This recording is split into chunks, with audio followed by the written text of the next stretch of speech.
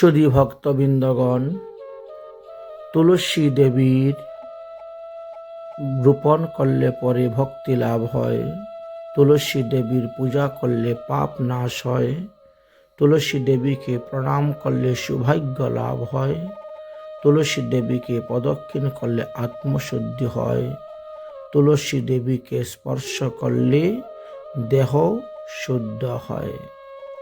তাই তুলসীর সর্বদা প্রণাম করবেন, তুলসীর সর্বদা সেবা করবেন, তুলসীর সর্বদা মহিমা কীর্তন করবেন।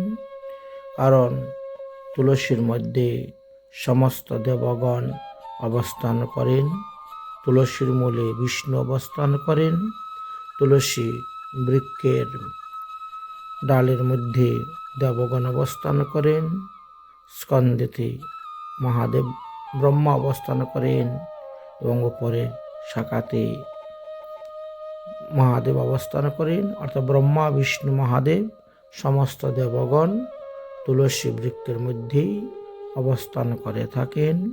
এই জন্য বলা হয়েছে আপনারা সবাই তুলসীতে নববিধ ভক্তি করবেন, ধূপ দিবেন, দীপ দিবেন, নৈবেদ্য দিবেন, মহিমা করবেন, পরিক্রমা করবেন, দণ্ডবোধ করবেন, প্রণাম করবেন। তুলসীতে নববিধা ভক্তির দ্বারা তুলসী দেবীর কৃপা হবে, আর সেই কৃপাতে আপনারা ভগবৎ পাদপদ্ম লাভ করতে পারবেন। তুলসী পাতা অর্পণে কৃপা লাভ হয়। তুলসীর মালা, তুলসী পাতা অর্পণ বলতে ভগবানের চরণে দেওয়া। তুলসী পাতা ভগবানের চরণে দিলে ভগবানের কৃপা লাভ হয়। তুলসীর মালা গলায় ধারণ করলে মুক্তি লাভ হয়। তুলসী পাতা ভগবানকে দিয়ে সেই পাতা প্রসাদী রূপে সেবন করলেও ভক্তি লাভ হয়। তুলসী দর্শন করলে শান্তি লাভ হয়। তুলসীতে জল দান দিলে প্রেম ভক্তি লাভ হয়। তুলসীর আরতি করলে গোলক ধাম লাভ হইয়া থাকে।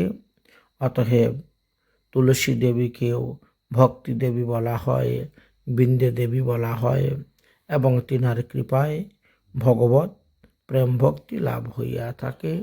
অতএব তুলসীর সেবা করবেন, তুলসীর পূজন করবেন, তুলসীর মহিমা কীর্তন করবেন, তুলসীর আরতি করবেন, তুলসী প্রদক্ষিণ করবেন, তুলসীর মহিমা সর্বত্র গুণগান করবেন সর্বদা সর্বলোকের কাছে।